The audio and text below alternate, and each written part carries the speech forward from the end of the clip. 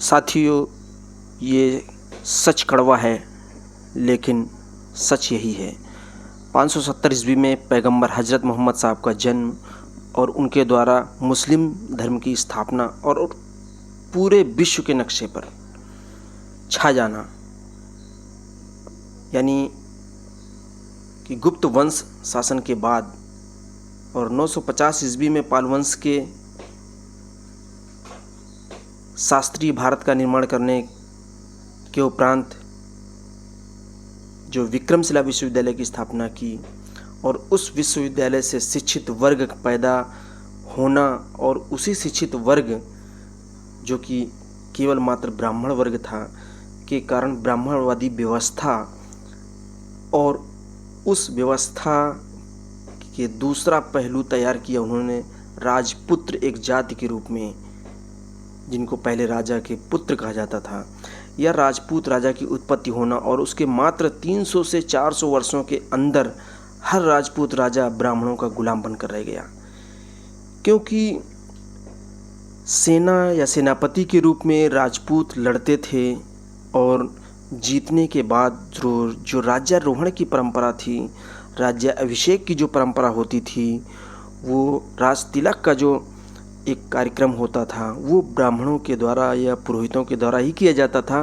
तो इसका मतलब ब्राह्मण जब तक राज तिलक नहीं करेगा तो वो राजपूत राजा बनने का जो श्रेय है वो नहीं ले सकता।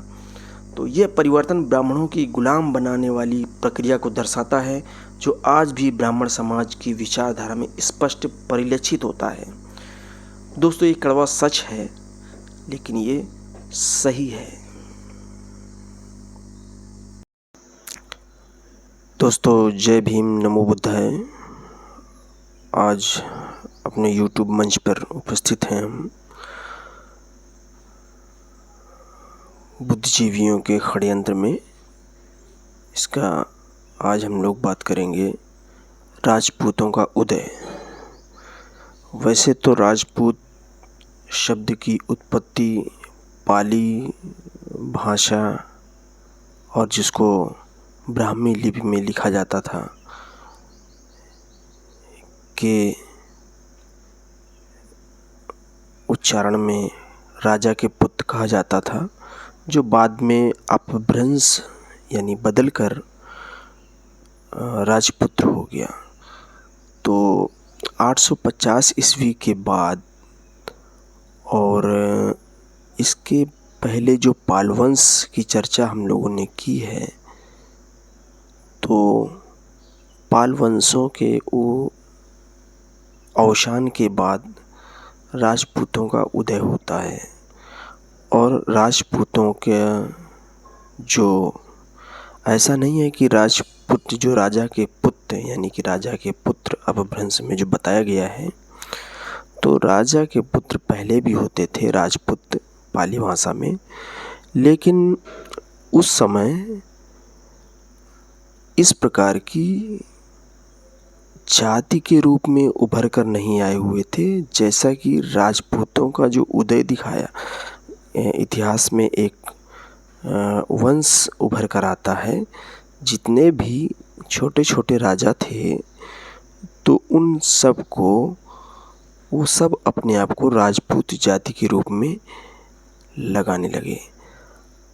तो जैसा कि देखते हैं आपके स्क्रीन में, राजपूत शब्द संस्कृत के राजपुत्र और पाली के राजा के पुत्र का अपभ्रंश है। सामान्यतः इसका अर्थ होता है राजा का पुत्र या राज परिवार के किसी व्यक्ति का पुत्र। राजपुत्र शब्द का प्रयोग संभवतः पाल वंश 800 ईस्वी के बाद किसी जाति के रूप में न करके राज परिवार के सदस्यों के लिए किया जाता था। ये जो 800 ईस्वी के बाद प्रयोग किया गया है शब्द, ये जाति के रूप में नहीं होता था, राज परिवार के सदस्यों के लिए किया जाता था। लेकिन बाद में इस राजपूत या राजपुत्र शब्द का प्रयोग जाति के रूप में होने लगा। और दोस्तों, हम ये जो राजपूतों का उदय की बात हो रही है, ये हम उस समय की बात कर रहे हैं जब राजपूत शब्द को एक जाति के रूप में प्रयोग किया जाने लगा। जो शासक जातियां थीं उनका जो वंश था, उत्तराधिकारी थे, वो राजपूत के नाम से जाने जाते थे।